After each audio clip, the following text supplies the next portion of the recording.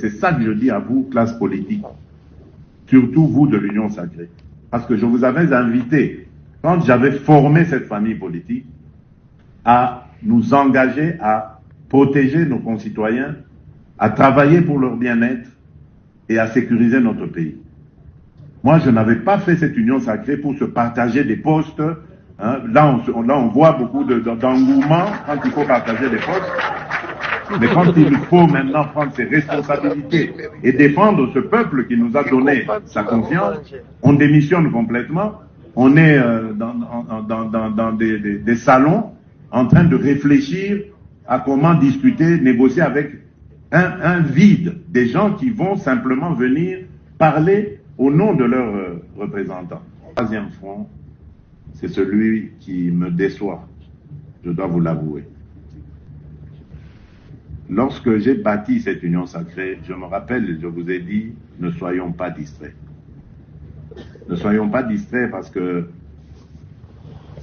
ceux qui voudront mettre à genoux ce pays, ils vont passer par nous, la classe politique. Et ils vont compter sur notre distraction pour dépiécer le Congo et pouvoir mieux le dominer. Et je crois que nous sommes en train de leur servir le plat qu'ils voulaient justement pour en arriver là. Par notre quasi-silence. Quasi.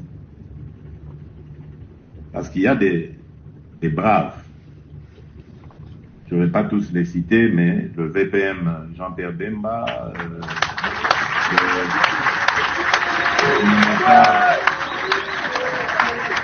le Mineta Guy Luando, le VPM Jean-Pierre Diaou. C'est pour ça que j'ai peur de ne pas tous les citer parce que je peux en oublier. Mais j'ai vu des gens monter au créneau sans avoir reçu l'instruction de quoi que ce soit. Ils ont pris l'initiative pour dire à notre peuple, levez-vous. Dire à nos jeunes, enrôlez-vous dans l'armée. Parce que c'est le moment de défendre notre patrie. Mais je n'en ai pas vu beaucoup, je suis désolé. Je suis désolé. C'est là la distraction. Parce que certains pensent que c'est en discutant avec l'ennemi qu'on va avoir des solutions. Mais non. L'ennemi, d'accord, il va discuter avec vous, mais à condition que vous ayez de quoi le faire fléchir. À quoi ça sert d'aller discuter avec quelqu'un qui sait que ce que je vais vous dire aujourd'hui, je peux le renier demain parce que demain je serai à tel endroit dans votre pays. On prône le dialogue. Mais oui, moi je veux aussi le dialogue. Moi je ne suis pas un homme de guerre, jamais. Je ne suis pas venu à la tête de mon pays pour l'amener dans une guerre et faire tuer mes compatriotes. Je suis le premier à vouloir la paix. Et j'étais le premier à l'offrir à nos voisins. Mes premiers déplacements de chef d'État en 2019 étaient destinés à nos voisins ici, de la région. Pour leur dire, écoutez, moi je veux qu'on tire un trait sur le passé, qu'on regarde l'avenir avec beaucoup d'espoir, avec beaucoup d'enthousiasme. Travaillons sur des projets communs, de construction d'infrastructures, de joint venture dans des activités que nous aurons décidées pour faire le bonheur de nos populations. J'avais offert ça. Donc si aujourd'hui, je commence à parler guerre, c'est parce que j'ai compris à qui nous avons affaire. Mais comme dans ce pays, nous n'avons pas confiance les uns envers les autres, voilà ce qui nous divise aujourd'hui. Il y en a qui pensent que le président est radical, il ne veut pas... Non, je suis radical contre le mal qu'on veut infiltrer dans mon pays. Ça, je ne l'accepte pas. Ça est très bon. Dialogue, oui, je veux un dialogue, mais dialogue pour qu'on foute la paix définitivement à mon pays, qu'on nous laisse évoluer tranquillement vers notre développement. Je ne veux pas de dialogue pour qu'on se retrouve encore avec des brassages et des mixages qui dans quelques années vont donner encore lieu à des guerres. Donc moi je veux bien qu'on discute, mais avant de discuter, nous devons montrer nos dents, montrer nos forces. Et comme ça, nous allons discuter d'égal à égal. Pas de dominé à dominant.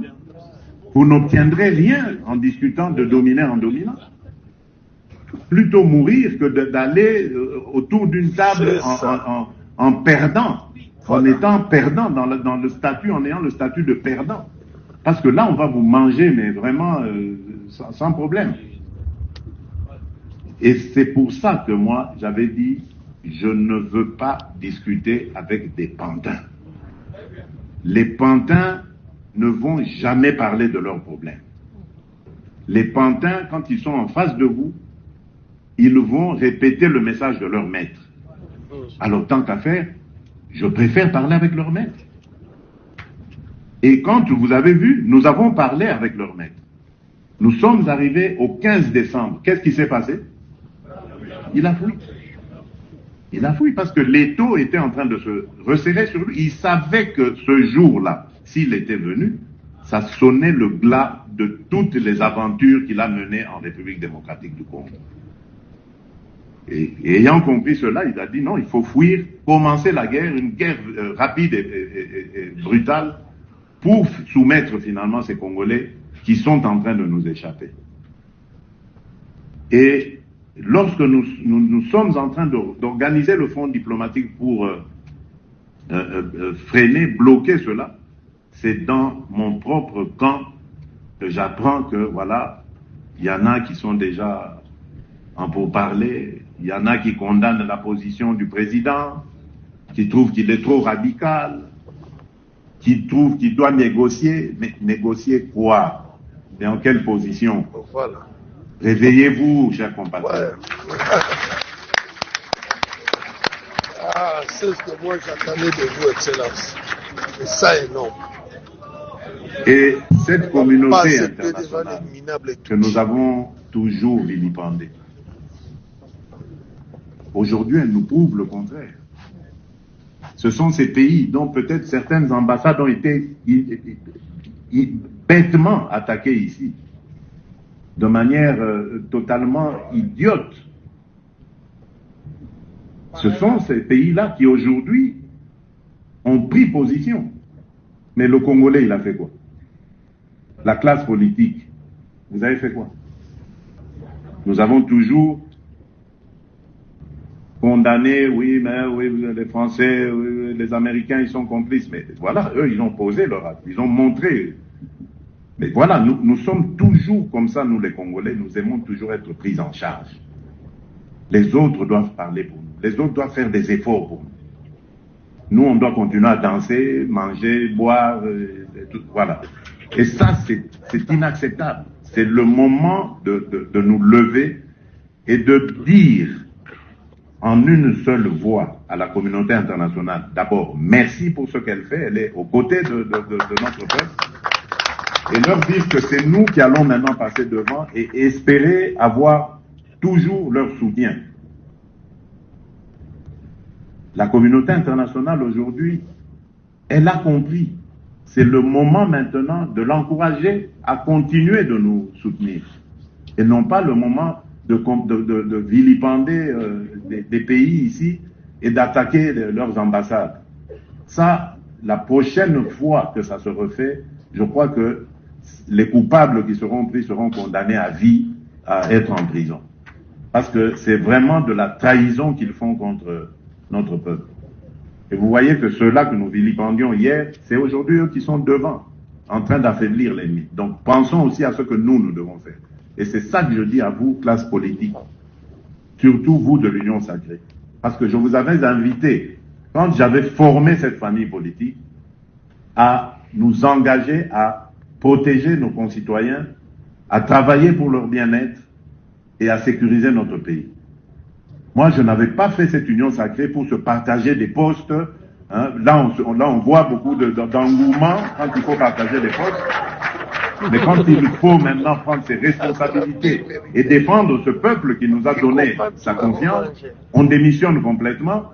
On est dans des salons en train de réfléchir à comment discuter, négocier avec un vide. Des gens qui vont simplement venir parler au nom de leurs représentants, de leurs parrains plutôt. Donc, le dialogue, je le veux sans aucun problème, mais je ne le veux pas avec n'importe qui. Je veux le dialogue avec des gens qui vont, lorsqu'on va prendre des engagements à se respecter, à rester chacun chez soi, que ce soit alors des engagements qui seront aussi respectés. Donc le dialogue, je ne le veux pas pour qu'on revienne encore dans 2 ans ici avec des guerres, avec certains compatriotes esprits faibles qu'on va aller chercher je ne sais où et qu'on mettra devant pour qu'ils commencent encore à tuer leurs propres frères.